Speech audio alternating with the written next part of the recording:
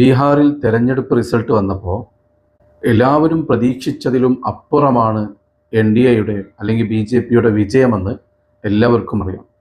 BJP പോലും ഇത്ര വലിയൊരു വിജയം അവിടെ പ്രതീക്ഷിച്ചിട്ടില്ല എന്ന് നമുക്കെല്ലാവർക്കും അറിയാം. ഇന്ത്യയുടെ ജനാധിപത്യത്തെ തകർക്കുന്ന രീതിയിലുള്ള വലിയ വോട്ട് കൊള്ളയാണ് ബീഹാറിൽ നടന്നിട്ടുള്ളതെന്ന് അവിടെ നിന്ന് കിട്ടിയ കണക്കുകൾ വ്യക്തമാക്കുന്നുണ്ട്. ആ കണക്കുകളൊക്കെ ഇലക്ഷൻ കമ്മീഷൻ്റെ സൈറ്റിൽ ഇപ്പോഴും നമുക്ക് കാണാൻ സാധിക്കും. പക്ഷേ നമുക്ക് ഏറ്റവും വലിയ സങ്കടം നമ്മുടെ രാജ്യത്തിൻ്റെ ജനാധിപത്യത്തെ അട്ടിമറിക്കുന്ന രീതിയിലുള്ള, ഈ രാജ്യത്തിൻ്റെ നിലനിൽപ്പിന് തന്നെ ഭീഷണിയാവുന്ന തരത്തിലുള്ള വോട്ട് കൊള്ള ഇന്ത്യയുടെ ഭരണഘടനാ സ്ഥാപനങ്ങളുടെ ഒത്താശയോടെ BJP നടത്തിയിട്ടു പ്രതിപക്ഷ പാർട്ടികൾ വേണ്ടത്ര ഗൗരവത്തിൽ അതിനെ കാണുന്നില്ല എന്നുള്ളതാണ് നമ്മെ ഏറെ ഭയപ്പെടുത്തുന്ന കാര്യം. കേവലം പ്രസ്താവനകൾക്കപ്പുറത്തേക്കുള്ള നിയമപരമായിട്ടുള്ള നടപടികൾക്കോ അതല്ലെങ്കിൽ പ്രതിഷേധങ്ങൾക്കോ സമരമുറകൾക്കോ എന്തുകൊണ്ടാണ് പ്രതിപക്ഷ പാർട്ടികൾ മുന്നോട്ട് വരാത്തത്? BJPയുടെ വോട്ട് കൊള്ള പുറത്തു കൊണ്ടുവരുന്ന പാർട്ടി വരെ ഈ വിഷയത്തിൽ എന്തുകൊണ്ടാണ് ശക്തമായ ഒരു മുന്നേറ്റവുമായി രംഗത്തിറങ്ങാത്തത്? ഇലക്ഷൻ കമ്മീഷൻ്റെ സൈറ്റിൽ കണ്ട കണക്കുകൾ ഇപ്രകാരമാണ്. ഞാനത് നിങ്ങൾക്ക് മുമ്പിൽ കാണിക്കുന്നുണ്ട്. ബീഹാറിൽ ആകെ ഉള്ള വോട്ട് എന്ന് പറയുന്നത് 7,42,00,000 ഓഗസ്റ്റ് 31 ഇലക്ഷൻ കമ്മീഷൻ വോട്ടർ പട്ടികയുടെ അവസാന ലിസ്റ്റ് പുറത്തുവിട്ടത്. ഓഗസ്റ്റ് 31 ആ ലിസ്റ്റ് പ്രകാരം 7,42,00,000 ബീഹാറിലെ വോട്ടർമാരുടെ കണക്കുള്ളത്. ബീഹാറിലെ ആകെ വോട്ടർമാരുടെ കണക്ക് എന്ന് പറയുന്നത്. കഴിഞ്ഞ ഇലക്ഷനിൽ ബീഹാറിൽ 66.9% പോളിംഗ് നടന്നിട്ടുള്ളത്. എന്നാൽ എത്രയാണ് പോളിംഗ് നടന്ന എണ്ണം നോക്കുമ്പോൾ ഇലക്ഷൻ കമ്മീഷൻ പുറത്തുവിട്ട ആകെ വോട്ടർമാരുടെ കണക്കിനേക്കാൾ 3 ലക്ഷം കൂടുതലാണെന്നാണ് കണക്ക് വ്യക്തമാക്കുന്നത്. 7,45,00,000 വോട്ടർമാരാണ് വോട്ട് ചെയ്തിട്ടുള്ളതെന്ന് പറയുമ്പോൾ ഇലക്ഷൻ കമ്മീഷൻ ആകെ വോട്ടർമാരുടെ കണക്ക് പുറത്തുവിട്ടതിനേക്കാൾ 3 ലക്ഷം വോട്ട് അധികം ചെയ്തു എന്നാണ്. അപ്പോൾ 100% മുകളിൽ വോട്ട് ചെയ്തു എന്ന് പറയേണ്ടി വരും. നിങ്ങളൊന്ന് ആലോചിച്ച് നോക്കൂ. ഒരു സംസ്ഥാനത്ത് നടത്തിയ ഇലക്ഷനിൽ 100% മുകളിൽ വോട്ട് ചെയ്തു എന്ന് പറയുമ്പോൾ, അതല്ലെങ്കിൽ ആകെ വോട്ടർമാരേക്കാൾ 3 ലക്ഷം അധികം വോട്ട് ചെയ്തു എന്ന് പറയുമ്പോൾ എത്ര വലിയ വോട്ട് കൊള്ളയാണ് അവിടെ നടന്നിട്ടുള്ളത്? ഞാൻ അതിൻ്റെ കണക്കുകൾ നിങ്ങളുടെ മുമ്പിൽ ഒന്ന് കാണിക്കുകയാണ്. Election commission releases final voter list with 7.42 crore names for Bihar assembly election. എന്നിട്ട് ഇങ്ങനെ പോയിട്ട് അതിൻ്റെ വാർത്ത നമുക്ക് വായിക്കാം. അതിൻ്റെ മലയാളം ട്രാൻസ്ലേഷൻ ഞാൻ നിങ്ങളുടെ മുമ്പിൽ കാണിക്കുന്നുണ്ട്. ബീഹാർ നിയമസഭാ തെരഞ്ഞെടുപ്പിനുള്ള 7.42 കോടി പേരുകളുടെ അന്തിമ വോട്ടർ പട്ടിക തെരഞ്ഞെടുപ്പ് കമ്മീഷൻ പുറത്തിറക്കി.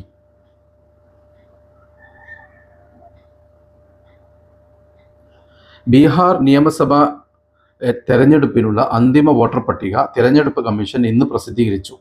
ഈ അന്തിമ പട്ടിക പ്രകാരം വരാനിരിക്കുന്ന നിയമസഭാ തെരഞ്ഞെടുപ്പിൽ വോട്ട് ചെയ്യാൻ കഴിയുന്ന 7.42 കോടി വോട്ടർമാരെ പട്ടികയിൽ ഉൾപ്പെടുത്തിയിട്ടുണ്ട്. ഈ അന്തിമ വോട്ടർ പട്ടികയുടെ അടിസ്ഥാനത്തിലാണ് സംസ്ഥാനത്തെ നിയമസഭാ തെരഞ്ഞെടുപ്പ് നടത്തുക. SIR ക്യാമ്പയിൻ അവസാനിച്ചതിന് ശേഷം 7.24 കോടി വോട്ടർമാരുടെ കരട് വോട്ടർ പട്ടിക ഓഗസ്റ്റ് 1 പുറത്തിറക്കി. കരട് വോട്ടർ പട്ടികയിൽ 21.53 ലക്ഷം യോഗ്യരായ വോട്ടർമാരെ ചേർത്തിട്ടുണ്ട്. ഇത് ECI നിർദ്ദേശിച്ച ഉൾപ്പെടുത്തൽ രീതിയാണ്. ക്ലെയിമുകളുടെയും എതിർപ്പുകളുടെയും ഭാഗമായി നടത്തിയ സൂക്ഷ്മ പരിശോധനയിൽ 3.66 ലക്ഷം പേരുകൾ അയോഗ്യരാണെന്ന് കണ്ടെത്തിയതിനാൽ അവരെ കരട് പട്ടികയിൽ നിന്ന് ഒഴിവാക്കി. ഈ വർഷം ജൂൺ മാസത്തിൻ്റെ തുടക്കത്തിൽ ബീഹാറിൽ വോട്ടർമാരുടെ എണ്ണം 7.89 കോടിയായിരുന്നു. ജൂൺ ജൂലൈ മാസങ്ങളിൽ നടത്തിയ പ്രത്യേക പുനരവലോകന ക്യാമ്പയിനിൽ, അതായത് SIR, 65 ലക്ഷം വോട്ടർമാരുടെ പേരുകൾ ഇല്ലാതാക്കി. വോട്ടർമാരുടെ മരണം, മറ്റ് സ്ഥലങ്ങളിലേക്കുള്ള അവരുടെ കുടിയേറ്റം, തനിപ്പകർപ്പ് എൻട്രികൾ തുടങ്ങിയ കാരണങ്ങളാൽ ഈ ഒഴിവാക്കലുകൾ സംഭവിച്ചു. തുടർന്ന് വോട്ടർമാരിൽ നിന്ന് ക്ലെയിമുകളും എതിർപ്പുകളും ക്ഷണിച്ചു. തുടർന്ന് അപേക്ഷ തീർപ്പാക്കിയപ്പോൾ 8 ലക്ഷം പുതിയ പേരുകൾ ചേർത്തു. തൽഫലമായി അന്തിമ വോട്ടർ പട്ടികയിലെ വോട്ടർമാരുടെ എണ്ണം 7.42 കോടിയായി ഉയർന്നു. അതായത് അവസാന ലിസ്റ്റിൽ 7.42 കോടിയാണ് ബീഹാറിലെ വോട്ടർമാരുടെ ആകെ എണ്ണം. ഇനി ഈ ഇലക്ഷനിൽ വന്ന പോളിംഗ് ശതമാനവും എണ്ണവും നമുക്ക് നോക്കാം. ഇലക്ഷൻ കമ്മീഷൻ്റെ സൈറ്റ് തന്നെയാണിത്. 66.91% ആകെ പോളിംഗ് നടന്നത് ഈ അടുത്ത് നടന്ന ഇലക്ഷനിൽ. 1951 ശേഷം ഇത്രയും വലിയ ഒരു പോളിംഗ് ശതമാനം ആദ്യമായിട്ടാണ്. ഇനിയിപ്പോൾ അതിൻ്റെ കണക്കാണ് വരുന്നത്. സ്ത്രീകളും പുരുഷനും സെപ്പറേറ്റ് കൊടുത്തിട്ടുണ്ട്. അപ്പോൾ ആദ്യഘട്ട വോട്ടെടുപ്പിൽ 65% വോട്ടിംഗ് രേഖപ്പെടുത്തിയിട്ടുണ്ട്. അതായത് 3,75,13,375,13,302 വോട്ടർമാർ. രണ്ടാം ഘട്ടത്തിൽ 68.76% പോളിംഗ് രേഖപ്പെടുത്തി. 3,70,13,556.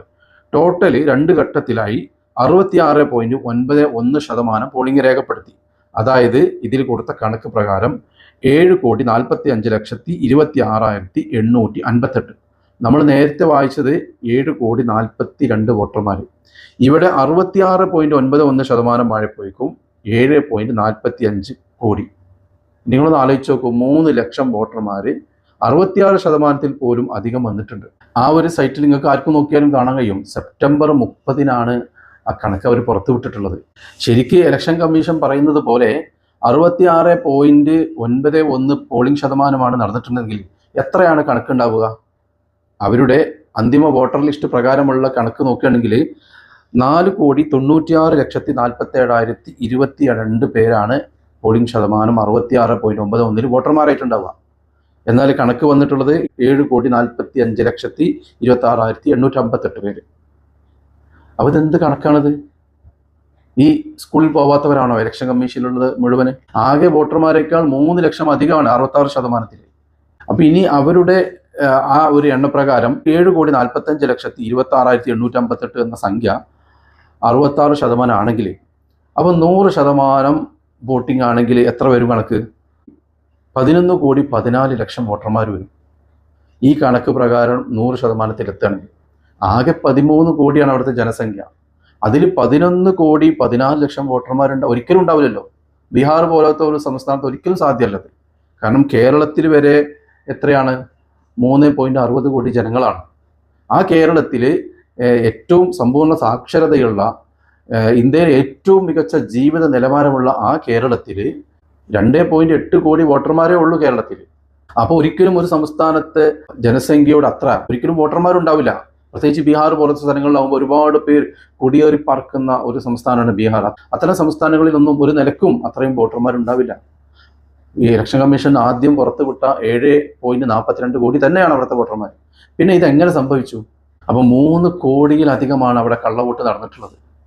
ഈ കണക്ക് പ്രകാരം, ഇത് നമ്മളാരും ഉണ്ടാക്കിയ കണക്കല്ലല്ലോ, ഇലക്ഷൻ കമ്മീഷന്റെ സൈറ്റിലുള്ള കണക്കല്ലേ, നമുക്ക് ആർക്ക് വേണമെങ്കിലും ഒന്ന് ചെക്ക് ചെയ്യാം. ആ കണക്ക് പ്രകാരം 3 കോടിയിലധികം കള്ളവോട്ട് നടന്നിട്ടുണ്ടെന്നാണ് നമുക്ക് ബോധ്യപ്പെടുന്ന കാര്യം. ഈ കാര്യത്തിനൊന്നും ഇലക്ഷൻ കമ്മീഷൻ ഒരു വ്യക്തതയും തന്നിട്ടില്ല. പല ആളുകളും നിരന്തരമായിട്ട് ചോദിക്കുന്നുണ്ട് ഇതെന്ത് കണക്കാണ്. ഇപ്പോൾ ഇന്ന് സോഷ്യൽ മീഡിയയിൽ കണ്ടു ഇലക്ഷൻ കമ്മീഷൻ പുറത്തുവിട്ട കാര്യം. ഈ അന്തിമ വോട്ടർ പട്ടിക തയ്യാറാക്കിയതിന് ശേഷം ചേർത്ത വോട്ടുകളാണ് ബാക്കി 3 ലക്ഷം എന്നുള്ളതാണ്. ഓക്കെ, ആ 3 ലക്ഷത്തിന് കണക്ക് അങ്ങനെ പറയാം. എന്നാലും 66.91 പോളിംഗ് ശതമാനം രേഖപ്പെടുത്തിയ ബീഹാറിൽ എങ്ങനെയാണ് 7,45,00,000 ആളുകൾ കൂട്ടിയത്? അപ്പോഴും ആ കണക്ക് ശരിയാവുന്നില്ലല്ലോ. അതൊരിക്കലും ഇവർക്ക് ശരിയാക്കാൻ കഴിയൂല. എത്ര ഉരുണ്ട് മറിഞ്ഞ് കളിച്ചാലും ഇവർക്ക് ശരിയാക്കാൻ കഴിയൂല. ആകെയുള്ള പരിഹാരം കൃത്യമായിട്ടുള്ള മറുപടി പറയാതിരിക്കുക, മാധ്യമത്തിന് മുമ്പിൽ പോവാതിരിക്കുക, മൗനം പാലിക്കുക എന്നുള്ളതാണ്. അതുകൊണ്ടാണല്ലോ CCTVകളൊക്കെ കട്ട് ചെയ്യുന്നത്, കൃത്യമായിട്ടുള്ള കണക്കുകൾ കൊടുക്കാത്തത്. ഈ കണക്കുകൾ കൃത്യമായി പരിശോധിക്കാനുള്ള ഡാറ്റകൾ കൊടുക്കാത്തത് അതുകൊണ്ടാണല്ലോ. ഏത് ചെറിയ കുട്ടിക്കും ഇത് കണ്ടുപിടിക്കാൻ കഴിയുമെന്ന് അവർക്കറിയാം. ഒരു ഭരണകൂടം ഇത്തരത്തിൽ തെരഞ്ഞെടുപ്പിനെ അട്ടിമറിക്കുമ്പോൾ അത് തടയാനോ അതിനെതിരെ ശക്തമായിട്ട് പ്രതിരോധിക്കാനോ ഇവിടുത്തെ പ്രതിപക്ഷ പാർട്ടികൾക്ക് കഴിയുന്നില്ലെങ്കിൽ നമ്മൾ എന്ത് വിശ്വാസത്തിലാണ് ഇവർക്ക് പിന്തുണ കൊടുക്കുക? നമ്മൾ എന്ത് അടിസ്ഥാനത്തിലാണ് ഇവർക്ക് വോട്ട് കൊടുക്കുക? എന്ത് പ്രതീക്ഷയിലാണ് ഈ പാർട്ടിയിലൊക്കെ നമ്മൾ അണിചേർന്ന് പ്രവർത്തിക്കുക? ഇത്തരത്തിൽ ഒരു ഫാസിസ്റ്റ് ഭരണകൂടം ഈ രാജ്യത്തിൻ്റെ സർവ്വവും തകർത്ത് തരിപ്പണമാക്കുമ്പോൾ, ഭരണഘടനാ സ്ഥാപനങ്ങൾ മുഴുവൻ കൈപ്പിടിയിൽ ഒതുക്കി ഭരണം കയ്യേറിക്കൊണ്ട് ഇവിടുത്തെ എല്ലാ സംവിധാനങ്ങളും തകർത്ത് തരിപ്പണമാക്കുമ്പോൾ, അനധികൃതമായിട്ട് കോടികൾ സമ്പാദിക്കുമ്പോൾ കയ്യും കെട്ടി നോക്കി നിൽക്കുന്ന പാർട്ടിയെ നമുക്ക് എങ്ങനെ പിന്തുണക്കാൻ കഴിയും? കേവലം പ്രസ്താവനകളിൽ ഒതുക്കുന്ന നേതാക്കന്മാരെ എങ്ങനെയാണ് നമുക്ക് പിന്തുണക്കാൻ കഴിയുക? ഒരു രാഹുൽ ഗാന്ധി മാത്രം പോരാടിയത് കൊണ്ട് എങ്ങും എത്തില്ല എന്ന് നമുക്കറിയാം. രാഹുൽ ഗാന്ധിയുടെ പോരാട്ടത്തിന് വേണ്ടത്ര പിന്തുണ കിട്ടുന്നില്ല എന്നുള്ളത് വസ്തുതയല്ലേ? അതുകൊണ്ടല്ലേ ഇങ്ങനെയൊക്കെ സംഭവിക്കുന്നത്. ഇവിടെ പാർട്ടി പ്രവർത്തകർക്ക് ചെറിയ ചെറിയ കാര്യങ്ങൾക്ക് വേണ്ടി കടിപിടി കൂടാനല്ല നേരമുള്ളൂ. സ്ഥാനമാനങ്ങൾക്ക് വേണ്ടി അടിപിടി കൂടാനല്ല നേരമുള്ളൂ. പിന്നെ ഈ രാജ്യത്തിൻ്റെ ഭരണഘടന തകർക്കപ്പെടുന്ന, ജനാധിപത്യം തകർക്കപ്പെടുന്ന രീതിയിലുള്ള കാര്യങ്ങൾ ചെയ്യുമ്പോൾ അതിനെതിരെ ശക്തമായി പൊരുതി നോക്കാൻ ഇവർക്ക് എവിടെ സമയമുള്ളത്? സ്ഥാനാർത്ഥിയാകാൻ വേണ്ടിയിട്ട് പരസ്പരം തമ്മിലടിയല്ലേ, പരസ്പരം തർക്കിച്ചുകൊണ്ടിരിക്കല്ലേ.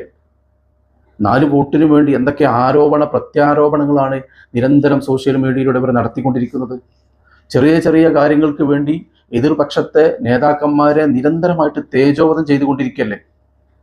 അതിനൊക്കെയാണ് ഇവർക്ക് സമയമുള്ളത്. എന്നാൽ ഈ രാജ്യത്തെ തകർക്കുന്ന, നമ്മുടെ സംവിധാനങ്ങളെ തകർക്കുന്ന ഈ ഫാസിസ്റ്റ് ഭരണകൂടത്തിനെതിരെ നിർഭയത്തോടെ പോരാടാൻ, ധീരമായി ചെറുത്തു നിൽക്കാൻ ഇവർക്ക് ആർക്കും പറ്റുന്നില്ല എന്ന് കാണുമ്പോൾ ഇത്തരം പാർട്ടികളെയാണല്ലോ നമ്മൾ നിസ്സഹായതയോടെ പിന്തുണയ്ക്കേണ്ടി വരുന്നത്. അവർക്കാണല്ലോ നമ്മൾ വോട്ട് ചെയ്യേണ്ടി വരുന്നതെന്ന് ആലോചിക്കുമ്പോൾ വല്ലാത്ത ഭയം തോന്നുന്നുണ്ട്. എന്തായിരിക്കും ഈ രാജ്യത്തിൻ്റെ ഭാവി? ഇത്തരം രാജ്യം നേരിടുന്ന വലിയ വലിയ പ്രശ്നങ്ങൾ ധീരമായി നിർഭയത്തോടെ പോരാടാൻ വലിയ വലിയ പാരമ്പര്യം അവകാശപ്പെടുന്ന പാർട്ടികൾക്ക് പോലും സാധിക്കുന്നില്ലെങ്കിൽ പിന്നെ ആർക്കാണ് ഇവിടെ സാധിക്കുക? നാളെ ഈ രാജ്യത്തിൻ്റെ ഭരണഘടന തിരുത്തുമ്പോഴും ഈ രാജ്യത്തിൻ്റെ സർവ്വ സ്വത്തും അടിച്ചു കൊണ്ടുപോകുമ്പോഴും പ്രതിപക്ഷ പാർട്ടികളും അല്ലെങ്കിൽ വലിയ പാരമ്പര്യം അവകാശപ്പെടുന്ന പാർട്ടികളൊക്കെ സ്ഥാനമാനങ്ങൾക്ക് വേണ്ടി പരസ്പരം കലഹിച്ചുകൊണ്ടേയിരിക്കും. അതാണ് നമ്മൾ നേരിടുന്ന ഏറ്റവും വലിയ പ്രശ്നം. ഇവിടുത്തെ മതസൗഹാർദ്ദവും മതേതരത്വവും ലംഘിക്കുന്ന രീതിയിൽ എന്തൊക്കെ പ്രശ്നങ്ങൾ നമ്മുടെ കേരളത്തിൽ നടന്നു. അതിനെതിരെ ഒരക്ഷരം മിണ്ടാൻ ഇവർക്ക് ആർക്കെങ്കിലും കഴിഞ്ഞോ? ഒരുപാട് പ്രശ്നങ്ങൾ ഈ അടുത്ത ദിവസങ്ങളായി നമ്മുടെ കേരളത്തിൽ നടന്നിട്ടുണ്ട്. അതിനെതിരെ എന്ത് നിലപാടാണ് നമ്മുടെ നാട്ടിലെ കോൺഗ്രസ് പാർട്ടി എടുത്തിട്ടുള്ളത്? മറ്റെല്ലാ പാർട്ടികളും അതുപോലൊക്കെ തന്നെയാണ്. പക്ഷെ ഞാനിവിടെ കോൺഗ്രസ്സിന് പറയാൻ കാരണം, നാളെ ഈ രാജ്യം ഭരിക്കേണ്ട ഒരു പാർട്ടിയാണ് കോൺഗ്രസ്. ഏറ്റവും വലിയ പ്രതിപക്ഷ പാർട്ടിയാണ് കോൺഗ്രസ്. അപ്പോൾ അത്തരത്തിലുള്ളൊരു കോൺഗ്രസ് ഈ രാജ്യത്തിനെതിരെ, നമ്മുടെ ഭരണഘടനയ്ക്കെതിരെ, നമ്മുടെ മതേതരത്വത്തിനെതിരെയുള്ള ചില സംഭവങ്ങൾക്കെതിരെയുള്ള നിലപാട്, അവരെടുക്കുന്ന നിലപാട് നിരാശയോടെ മാത്രമേ നമുക്കിത് നോക്കിക്കാണാൻ സാധിക്കുന്നുള്ളൂ. മുനമ്പം വഖഫ് വിഷയത്തിലും ഹിജാബ് വിഷയത്തിലും കോൺഗ്രസ് നീതിരഹിതമായ നിലപാടാണ് കൈക്കൊണ്ടത്. വെള്ളാപ്പള്ളി നടേശൻ മുസ്ലിം ലീഗിനെതിരെ അതിശക്തമായ രീതിയിൽ അവരെ വിമർശിക്കുമ്പോൾ ആ വെള്ളാപ്പള്ളി നടേശനെതിരെ കോൺഗ്രസ് നേതാക്കൾ ഒരു അക്ഷരം മിണ്ടിയിട്ടില്ല. ആ കോൺഗ്രസിൻ്റെ ഏറ്റവും വലിയ സഖ്യകക്ഷിയല്ലേ മുസ്ലിം ലീഗ്. ആ മുസ്ലിം ലീഗിനെ കടന്നാക്രമിച്ച വെള്ളാപ്പള്ളി നടേശനെതിരെ ഒരു അക്ഷരം പറയാൻ ഇവർക്ക് ആർക്കെങ്കിലും സാധിച്ചിട്ടുണ്ടോ? 4 വോട്ടിന് വേണ്ടി പലതും കണ്ടില്ല കേട്ടില്ല എന്ന് നടിക്കുമ്പോൾ, എങ്ങും തൊടാതെയുള്ള നിലപാടുകളുമായി മുന്നോട്ട് പോകുമ്പോൾ ഇവരുടെ സർവ്വ ആധിപത്യവും അപ്പുറത്ത് തകർന്നു കൊണ്ടിരിക്കുന്നു എന്ന കാര്യം എന്തുകൊണ്ടാണ് ഇവർ തിരിച്ചറിയാത്തത്? ഈ രാജ്യത്തെ സർവ്വ ഭരണഘടനാ സ്ഥാപനങ്ങളെയും കൈപ്പിടിയിൽ ഒതുക്കി BJPയുടെ സഖ്യകക്ഷിയാക്കി അവരെ മാറ്റുമ്പോൾ അത്തരം ഫാസിസ്റ്റ് ഭരണകൂടങ്ങൾക്കെതിരെ നിർഭയത്തോടെ ധീരമായി പോരാടാൻ ശക്തമായ നിലപാടുള്ള, ശക്തമായി പ്രതികരിക്കാൻ ശേഷിയുള്ള മറ്റൊരു പാർട്ടി നമ്മുടെ കേരളത്തിൽ ഉദയം ചെയ്യേണ്ടിയിരിക്കുന്നു.